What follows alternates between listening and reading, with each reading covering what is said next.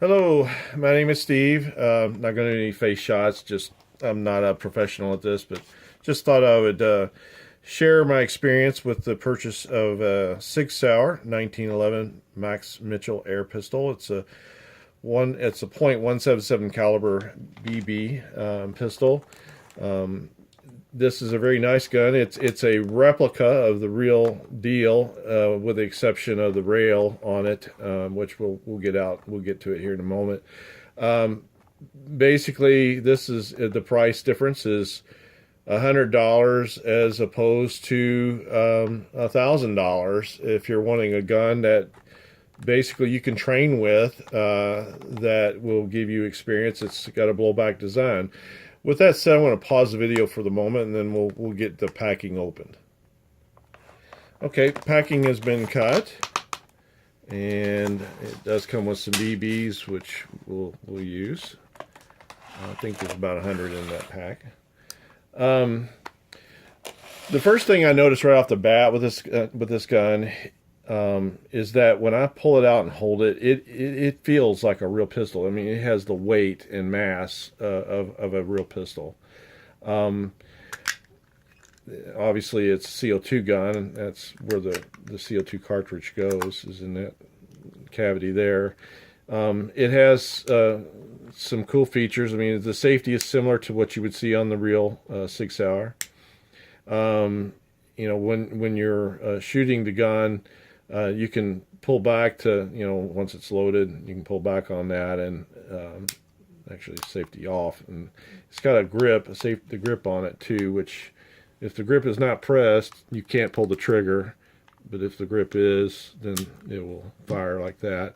With the blowback design, it'll be like this condition after you've shot it to the clip is empty. And then, of course, you can put it back to its normal position. It's a really cool gun in the sense that it sort of acts like the real deal. I want to show you just kind of the differences on a regular clip. You're going to have a whole thing come, the size. And this part is kind of a little what I would call gimpy, because it's just a BB clip. But other than that, I mean, it behaves the same, the release and so forth. As far as how the CO2 cartridge goes in the gun, there's a cantilever mechanism here, and then you can pull that off, and you can put the cartridge in. I'm going to pause it at this point, and we'll get into loading it here shortly. Okay, I've got everything laid out here. Let's get started. I'm going to show you, first of all, that the BB clip, there is a mechanism on here that's spring-loaded. You have to slide the slider back. I have my left hand here. I don't know how well you can see that, but it does cantilever or tilt over and lock so that you can load it. And then when I flip it over this way, there's a loading hole, a port here, and I have to aim it down and load the BBs that way. And we'll pause at this moment. I'm going to go ahead and load this clip up, and then we'll get to the CO2 cartridge next.